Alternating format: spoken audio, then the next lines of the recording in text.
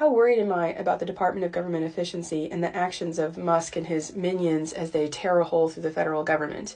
I got asked this question in the DMs, and it was definitely motivated by the news that's coming out of the Social Security Administration and the palpable fear that we might actually start missing checks because so many people are being fired, so much data is being breached, and there's just this worry of what is going to happen. I have to tell you, for my part, I'm not really worried at all. That's not because I don't think bad things are going to happen. I mean, it is possible Social Security won't actually miss a check for the first time in its 90-year history because of the gross incompetence and destruction of Musk and his team. But I guess I'm not worried because this whole endeavor has revealed the character and strength and resolve of two sets of people. Republicans in Congress and the civil servants that are target of all these attacks. And frankly, the comparison is not doing Republicans any favor. What I've learned over the past 4 weeks is just how weak and impotent Republicans are and how much Democrats are going to have the upper hand in building the future and building economic security for Americans. And in fact, I'm more certain of this now than I was on Election Day. So I will at least explain. Republicans right now have the quadfecta. They are in charge of the House, the Senate, the White House, and the Supreme Court. I mean, we are in a deep conservative monopoly of power. And with all that power, what did they do with it? They gave it to an unelected billionaire. He's the richest man in the history of the world. And the one thing his money couldn't buy is power in a democracy. So they just handed it over to him. We have flags, like red flags coming up left and right, that there are all kinds of laws being violated right now. There's one called the Administrative Leave Act that says you can't put federal workers on administrative leave for more than 10 days because that's political retaliation. Some of them are on day 30. You've got protections for data that is collected by the federal government, the Privacy Act, the Computer Fraud and Abuse Act.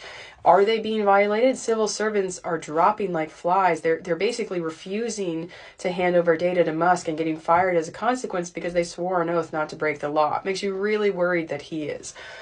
Yes, all of these things are happening, but Congress is doing nothing about it. They could, but they're not. They're clearly afraid of him. And with all the power in the world, they don't have the ability to execute. They don't have the ability to build. I mean, the one thing that they've promised they're going to do is pass a tax cut, a $4.5 trillion tax cut that's going to be debt financed and then partially financed by cutting Medicaid, giving from the poor to the rich in a debt financed piece of legislation. And they can't even get that to the floor. This to me is showing just how little power and leadership and competence there is in the Republican Party. The fact that they would give up their power to somebody else, that they wouldn't bother reining him in or uphold their constitutional duty, and they can't even pass a tax cut. Now, keep in mind, it's March 10th, 2025. On March 11th, 2021, Joe Biden signed the American Rescue Plan. At the time, the unemployment rate was 6.5%. Most of us still hadn't been vaccinated against the coronavirus. We still had schools and restaurants and places of business and music venues and entertainment venues. Our lives were not back to normal. The effect of the pandemic was still there and palpable and present.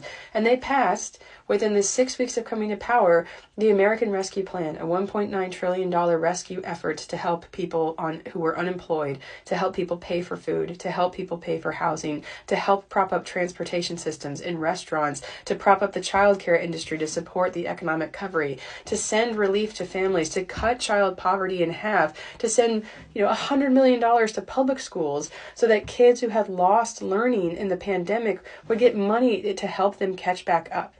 Helping families, helping kids, helping infrastructure, helping the economy. By the end of the year, the unemployment rate was 4% and 3 million children were lifted out of poverty as public schools got the largest influx of money they had ever had to help their students get through this tough time. That is what power looks like. It is the ability to execute, the ability to help people. And what you are seeing from Republicans right now is none of that. They are not going to help you with food, with housing, with healthcare, with transportation, with your elderly family members. They don't have a plan. I mean, Man, 2025, this means that we're coming up on the 15-year anniversary of the Republican health care plan. The avowal they made in the wake of the Affordable Care Act being passed, that when they came to power, they were going to pass their own health care plan. In 15 years and many trifectas later, they don't even have a concept of a plan. So there is so much destruction happening in the federal government right now, and it makes me sad. It makes me upset. On some level, I'm angry, but I am also basically emboldened by the belief that, or by the understanding that they don't know what to do with power, which means they don't actually have it. You know, I thought after the election that all of the economic problems that are facing Americans are going to be there whenever Democrats come back in power, because Republicans can't build the future. And it's taken them less than 4 weeks to prove that they have no ability to do so. And that to me is a comfort. I'm not worried. Bad stuff is going to happen to federal workers. Bad stuff is going to happen by cutting federal service, but not the future. Not anything permanent. Destruction is ephemeral. Building something defines the future, and they cannot do it. The other thing that has buoyed me recently is that I talked to a group of civil servants last week who were, directly affected by everything that's going on. And I was just so moved by how resolute they were. I was like, are you getting paid? Like, what are you doing for your job? What about these weird emails? And they just kind of shrugged it off and they said, look, we're going to have to rebuild. You can't have this much destruction of the federal government and not rebuild. And they were already talking about what they were going to do. Like, here's how we're going to recruit people back. Here's how I think we can rebuild. We can do this process better. And I was so struck by their ability to see the future and to see their role in it and to be completely resolute that they were absolutely going to help. And I thought how comforting it was to be reminded of the fact that no matter what Elon Musk does to your federal civil servants, it does not take away the need for public service or the people who will always be there to do it. Some people have it. They just have that, they have that itch, they have that burn, that if there is a job to be done to help people, they are going to be the ones to do it. That can't be erased. It doesn't matter what he does. He's never going to take away from people their absolute need to serve their country and to serve others and to execute on public service. It'll also never take away the need for public service and for the many things that our federal government does in our economy and in our society and in our communities. So he's accomplishing nothing and revealing something, which is just how weak the Republican Party is and how they won't be a part of the future because they don't have a plan for it. That is why I am not worried.